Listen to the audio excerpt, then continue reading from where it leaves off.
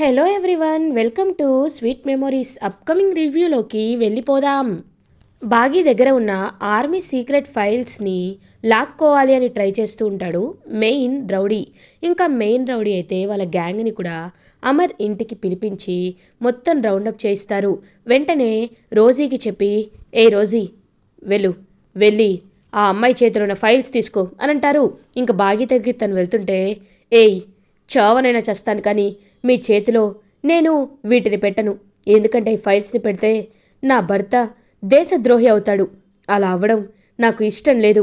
నా భర్త ఎప్పుడు దేశాన్ని తల ఎత్తుకొని బ్రతికేలాగే చూస్తాడు కానీ తల దించుకొని బ్రతికేలా ఎప్పుడు చూడ్డు అని చెప్పి ఇంకా అలా చాలా అంటే చాలా కాన్ఫిడెంట్గా చెప్తుంది పాపం బాగి.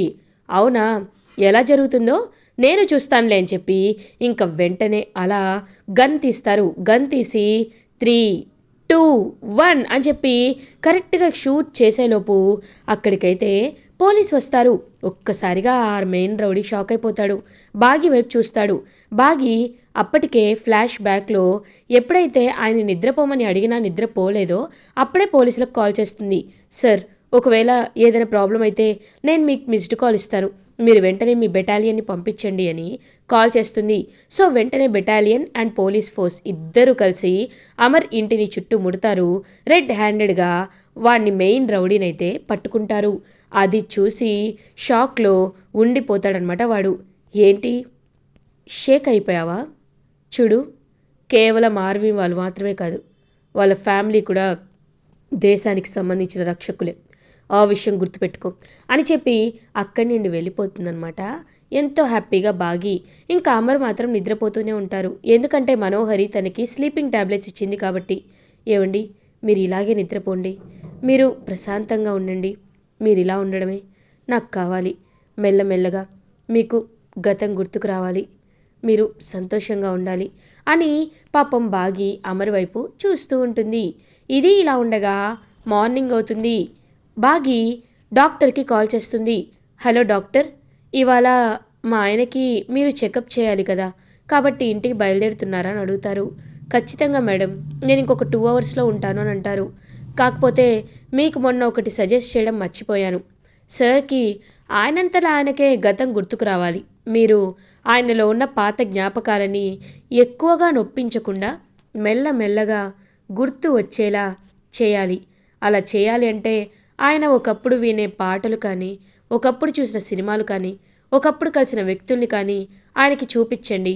ఈరోజు కాకపోయినా రేపు ఎల్లుండైనా ఆయనలో మార్పు వస్తుంది అని అంటారు. డాక్టర్, అలా మార్పు వస్తే ఆయన స్ట్రెస్ ఎక్కువై బ్రెయిన్ స్ట్రోక్ వస్తుందన్నారు కదా అని అంటారు.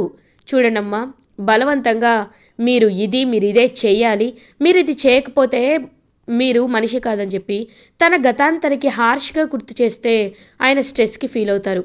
కానీ నార్మల్గా ఉంటే ఏమీ ఫీల్ అవ్వరు, మెల్లగా గుర్తు చేయొచ్చు, నో ప్రాబ్లం అని చెప్తారు. సో వెంటనే చాలా హ్యాపీగా ఫీల్ అవుతుంది బాగి. ఇంకా తన డ్రా ఓపెన్ చేసి ఏదైతే అప్పట్లో వేసుకున్న తను కేర్ టేకర్గా పెళ్లి కాకముందు వేసుకునే చూడీదార్స్ ఉంటాయి డ్రెస్సు, అవి వేసుకుంటుందన్నమాట బాగి. అలా వేసుకొని కిందికి వస్తుంది. ఒక్కసారిగా బాగి అటైర్లో చేంజ్ వచ్చేసరికి షాక్లో ఉండిపోతుంది మనోహరి. ఏయ్ బాగి, ఏంటి ఇలా వచ్చావు అని అడుగుతుంది మనోహరి. ఏ తప్పేముంది, ఒకప్పుడు ఇలాగే కదా ఉండేదాన్ని అని అంటారు.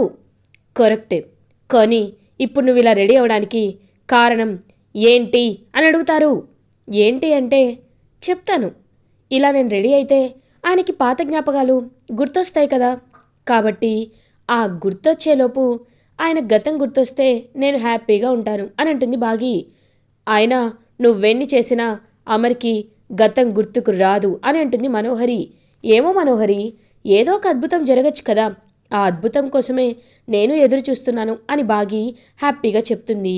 ఇంకా అలా అప్పుడే అమర్ ఫ్రెష్ అయ్యి కిందకి రాగానే డ్రెస్లో ఉన్న బాగిని చూసి ఒక్కసారిగా ఇంకా అలా తన ఓల్డ్ మెమొరీస్ అయితే గుర్తుకు వస్తూ ఉంటాయి అమర్కి. ఒకప్పుడు ఎయిర్పోర్ట్లో Bagi Amar for the first time meet అయినప్పుడు ఇద్దరు టామ్ అండ్ జెర్రీలా పడిన గొడవ కానీ అవన్నీ గుర్తు చేసుకుంటూ లైట్గా తన మెమొరీస్ అన్నీ రీఎస్టాబ్లిష్ అవుతూ రీట్రైవ్ అవుతూ ఉంటాయి అమర్కి. ఇంకా అలా బాగి వైపు చూస్తూ బాగి అని దగ్గరికి వస్తారు. బాగి పాపం ఎంతో అంటే ఎంతో హ్యాపీగా ఫీల్ అవుతుంది. ఇంకా బాగి దగ్గరికి వచ్చి, బాగి వైపు చూస్తూ ఉంటారు. మనోహరికేమో టెన్షన్ వస్తూ ఉంటుంది. మీరు ఇలా చుడిదార్ ఉన్నారేంటి అని అడుగుతారు అమర్. "ఆ, ఏం లేదండి. ఒకప్పుడు పిల్లలకి కేర్ టేకర్గా ఉన్నప్పుడు నేను ఇలాగే చుడిదార్ వేసుకునేవాడిని దాన్ని" అని అంటుంది బాగి. "ఓ, అంటే మీరు పిల్లలకి కేర్ టేకర్గా ఉన్నారా" అని అంటారు. "అవును, పిల్లలకి నేను కేర్ టేకర్గా ఉన్నాను. మీకు కూడా కేర్ టేకర్గా ఇప్పటి నుండి ఉంటాను. రండి, ముందు బ్రేక్ఫాస్ట్ చేయండి. ఇదిగో ఇది చూడండి, ఈ బ్రేక్ఫాస్ట్ మీకు చాలా ఇష్టమైన బ్రేక్ఫాస్ట్, ఆనియన్ దోశ" అని చెప్పి ఇంకా అమర్కి వడ్డిస్తుంది బాగి. ఇంకా అమర్ అలా చూస్తూ ఉంటారు. "పిల్లలు, మీకు ఇష్టమైన మంచి మంచి టిఫిన్స్ కూడా చేసి పెట్టాను, ఇదిగోండి" అని చెప్పి అందరికీ ఇంకా టిఫిన్ వడ్డిస్తుంది బాగి. ఇంకా అమర్ చాలా ప్రేమగా బాగి వైపు చూస్తూ ఉంటారు. మనోహరితో చెంబ, "మనోహరి, చూసావా ఎలా చేస్తుందో ఈ బాగి? ఇప్పుడు ఖచ్చితంగా ఇవంతా చూస్తుంటే ఖచ్చితంగా అమర్కి త్వరలో గతం గుర్తొచ్చేస్తుంది. అలా గుర్తొచ్చినప్పుడు మాత్రం ఇప్పుడు నీ పని అయిపోయినట్టే. కాబట్టి అమర్కి నువ్వు కూడా గుర్తుండేలా కాకుండా మామూలుగా చూసుకో" అని అంటారు. "ఖచ్చితంగా" అని మనోహరి. అమర్, నువ్వు ఎందుకు ఎప్పుడు బాగి బాగి అని పిలుస్తున్నావు? నన్ను పిలవచ్చు కదా" అని అంటుంది మనోహరి. "మీరు నాకు గుర్తు రావట్లేదండి" అని అంటారు. "అమ్మయ్య" అనుకుంటుంది మనోహరి. "మీకు తను బాగా తెలుసు సార్" అని అంటుంది బాగి. ఒక్కసారిగా మనోహరి షాక్లో ఉండిపోతుంది. "బాగి" అని అంటుంది. "అదే, మీరు ఈ ఇంటికి కావాల్సిన మూల స్తంభం లాంటి వారు కదా, అదే విషయాన్ని సార్తో చెప్తున్నాను, అంతే. సార్, మీరైతే భోజనం చేయండి" అని ఇంకా అలా ఎంతో హ్యాపీగా ఇంకా భోజనం అయితే అందరికీ టిఫిన్ అయితే వడ్డిస్తుందనమాట బాగి. సో ఎంతో అంటే ఎంతో హ్యాపీగా ఫీల్ అవుతారు అమర్. అలా అందరూ టిఫిన్ అయిపోయిన తర్వాత మనోహరి బాగి దగ్గరికి వచ్చి, "చూడు, నువ్వు అమర్కి ఎంత ఎంత హ్యాపీగా చూద్దామన్నా సరే నిన్ను నేను కనీసం అడుగు కూడా పెట్టనివ్వను, ఆ విషయం గుర్తుపెట్టుకొని" అంటారు. "నువ్వు ఎప్పుడూ సైడ్ క్యారెక్టర్వే కదా మనోహరి, అయినా నేనొకటి చెప్తున్నాను, బాగా గుర్తుపెట్టుకో. అది ఏంటి అంటే..." ఇది ఇలా ఉండగా పిల్లలందరూ హ్యాపీగా ఎగ్జామ్స్ రాయడానికైతే వెళ్తారు. ఇవాళే లాస్ట్ డే, రేపటి నుండి సమ్మర్ హాలిడేస్ వచ్చేస్తున్నాయి. ఇంకా చాలా చాలా హ్యాపీగా ఉండొచ్చు అని పాపం ఎంతో హ్యాపీగా ఫీల్ అవుతారనమాట పిల్లలందరూ. సో పిల్లలందరూ ఎంతో హ్యాపీగా ఉండేసరికి అప్పుడే కరెక్ట్గా మనోహరి వస్తుంది. "ఏయ్, ఏంటి ఏంటి పెద్ద అరుస్తూనే ఉన్నారు, సైలెంట్గా ఉండండి" అని అంటుంది.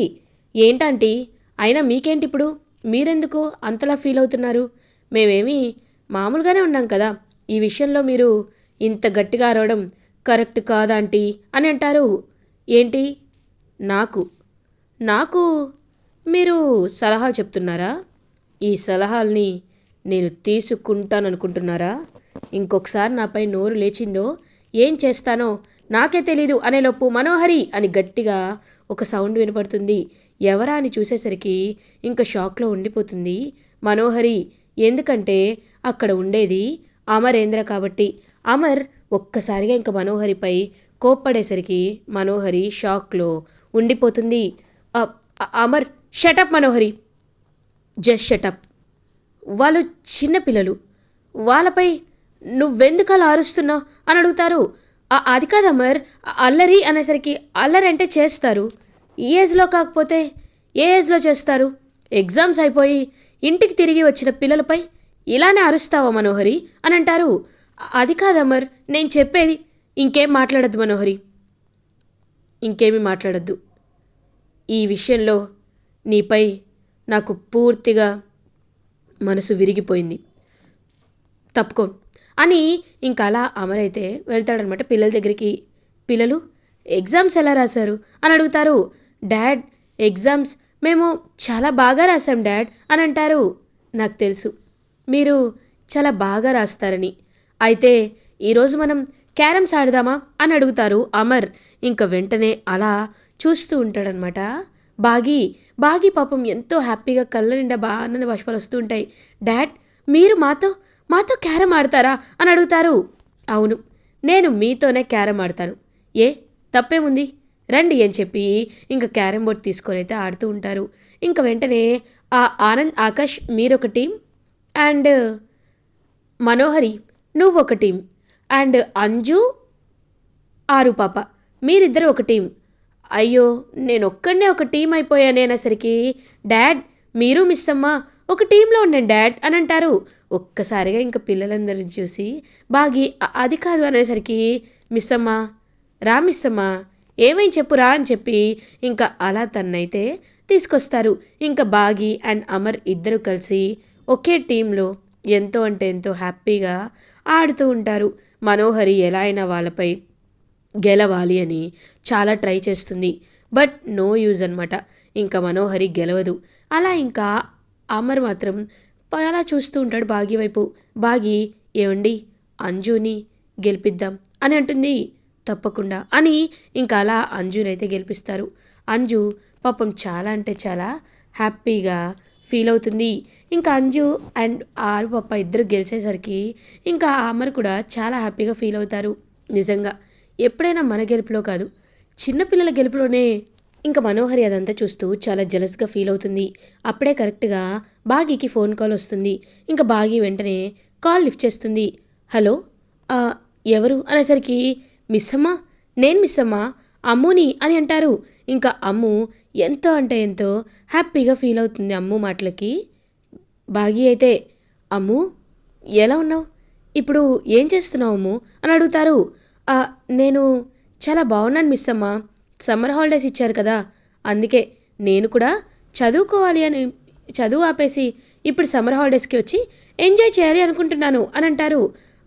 అంటే అది కాదు అనేసరికి, నేను చెప్తున్నాను కదా, ఇప్పుడు ఖచ్చితంగా మనం ఎంజాయ్ చేద్దాం మిస్ అమ్మ, డాడీకి కూడా బాలేదు అని తెలిసింది, నాకు రాథోడ్ అంతా చెప్పాడు, అందుకే మీ డెసిషన్ తీసుకోకుండానే నేను ఫ్లైట్ టికెట్స్ బుక్ చేసేసుకున్నాను, డాడీ దగ్గరికి వచ్చేస్తాను అని చెప్పి ఇంకా అలా కాల్ కట్ చేస్తుంది అమ్ము. అయ్యో అమ్ము, అయ్యో అమ్ముకి ఇప్పుడు నేను ఏం చెప్పాలి, ఏం సమాధానం చెప్పాలి, ఇప్పుడు ఏం చేయాలి అని పాపం ఆలోచిస్తూ ఉంటుందన్నమాట. వెంటనే బాగి అప్పుడే అమర్, "ఆ, ఏమైంది బాగి, ఎందుకు అలా ఉన్నారు అని అడుగుతారు. అబ్బే ఏం లేదండి, రేపు అమ్ము వస్తుంది అని అంటారు. అమ్ము, ఈ పేరు ఈ పేరు ఎక్కడో అని ఆలోచిస్తుంటే, "ఆ, మీకు మీకు తను తెలిసిన అమ్మాయే, మీరు గుర్తుపడితే హ్యాపీ" అని చెప్పి బాగి అక్కడి నుండి వెళ్ళిపోతుంది. లేదు, ఈ పేరెక్కడో విన్నానే అని అమర్ అలా సైలెంట్గా ఉండిపోతారు. ఇంక వెంటనే బాగి అయితే ఇంకా అమ్ము వస్తుంది కాబట్టి అన్ని అరేంజ్మెంట్స్ అయితే చేసుకుంటుంది. అమ్ము హ్యాపీగా మార్నింగ్ అవ్వగానే ఫ్లైట్లో ఇంటికి వచ్చేస్తుంది. హైదరాబాద్ వచ్చి ఇంకా అలా ఇంటికి రాగానే పరుగు పరుగున అమర్ని వచ్చి హక్ చేసుకుంటుంది అమ్ము. ఇప్పుడు ఇప్పుడు మీకేమైందా అని నేను ఎంత బాధపడ్డానో తెలుసా, మీరు మీరు ఇప్పుడు బాగానే ఉన్నారు కదా అని అంటుంది. "ఆ, నేను బాగానే ఉన్నాను, ఇంతకీ నువ్వెవరు అని అడుగుతారు అమర్. ఒక్కసారిగా షాక్ అయిపోతుందనమాట ఆ అమ్ము. ఇంకా అలా చూస్తూ ఉంటుంది. నేను నేను మీకు గుర్తులేన డాడ్ అనేలోపు, అమ్ము ఒక్క నిమిషం, నువ్వు డాడీతో తర్వాత మాట్లాడు, నువ్వు పక్కకి రా అని చెప్పి మెల్లగా చెవిలో చెప్పి పక్కకి తీసుకొస్తారు. మనం ఆయన పిల్లలం అనే విషయం డాడీ మర్చిపోయారమ్ము, కాబట్టి నువ్వు ఆయన దగ్గర కొంచెం నటించాలి, ఏమీ గుర్తులేనట్టే నటించాలి అని చెప్పి పాపం అలా అమ్మ కన్విన్స్ చేస్తారనమాట అమ్ముని. పిల్లలందరూ కలిసి పాపం అమ్ము చాలా బాధపడుతుంది. డాడ్ని ఎప్పుడు ఈ పొజిషన్లో చూస్తానని నేను అస్సలు అనుకోలేదు, పాపం డాడ్కి ఎప్పుడు గతం గుర్తొస్తుందో అని చాలా బాధపడుతుంది అమ్ము. ఇది ఇలా ఉండగా అమర్ తన రూమ్లోకి వెళ్ళి డోర్ లాక్ చేసుకుంటాడు. లాక్ చేసుకొని ఇంకా అలా బాగీని, పిల్లల్ని, అందరినీ గుర్తు చేసుకుంటూ ఉంటాడనమాట అమర్.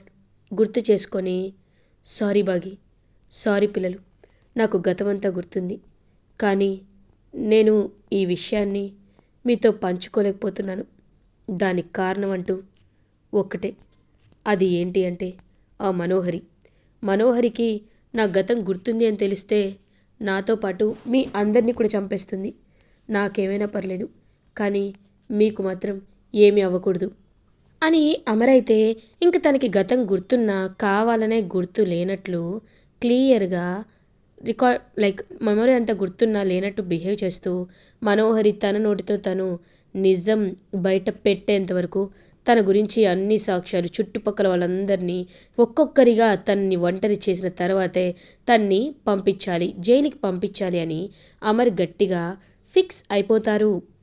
ఇలా ఎపిసోడ్ ఎండ్ అవుతుంది. ఫర్దర్ ఎపిసోడ్ రివ్యూస్ ముందుగా మీకు కావాలి అనుకుంటే మా ఛానల్ని సబ్స్క్రైబ్ చేసుకోండి. Thanks for watching.